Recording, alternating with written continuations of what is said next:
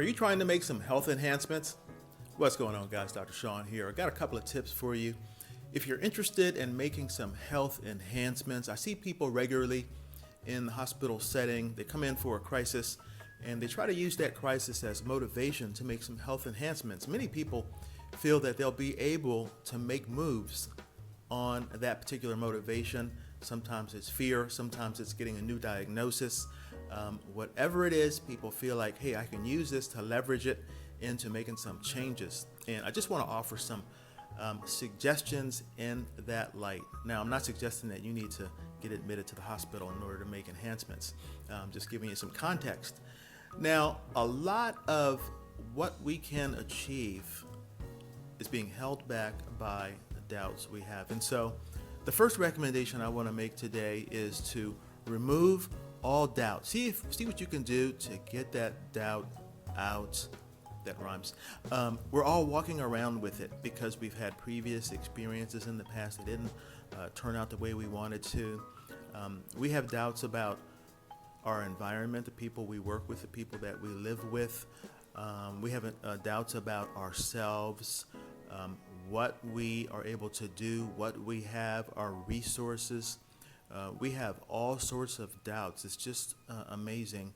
And doubts, what we are saying doubts, but they're limiting beliefs, they're limiting ideas, they're things that we're telling ourselves, things that we are telling other people, things that have been told to us that we have internalized, we've believed them, and we are basically affirming these when we talk about them a lot. Okay, and these are basically doubts. And I might summarize all of these doubts. Maybe they don't feel like doubts to you, but they represent areas about which we don't feel we have choices. If we looked at all of them, that would be a great way to categorize them. We are walking around with some illusions that we don't have choice, but they're doubts, they're negativity. If we can remove all these limiting ideas, these limiting beliefs, if we can quell them, first of all, be aware of them.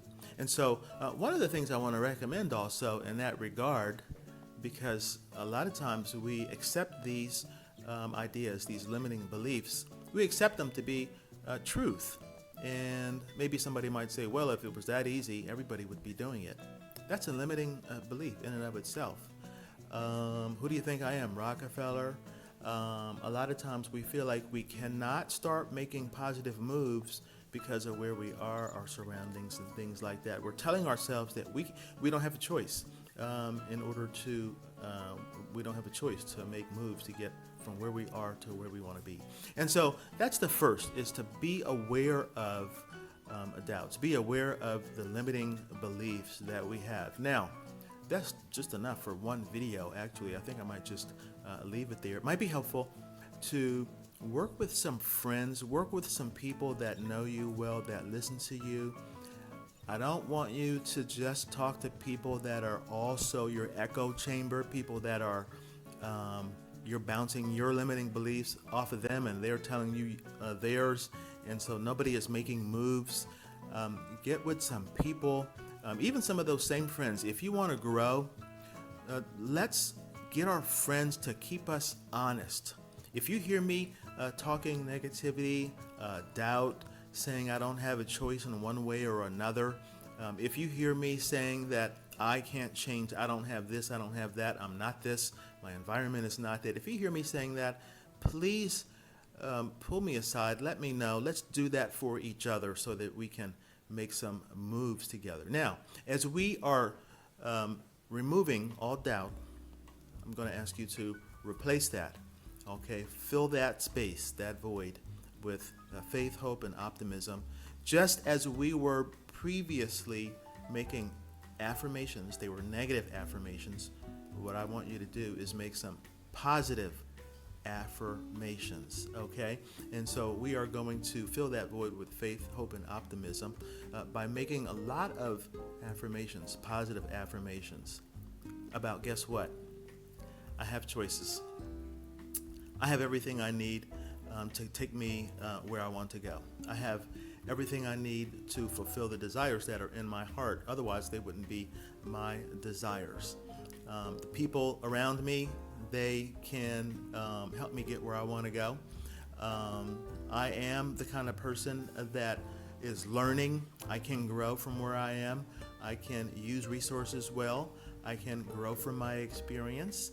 You hear the positivity, the affirmations there.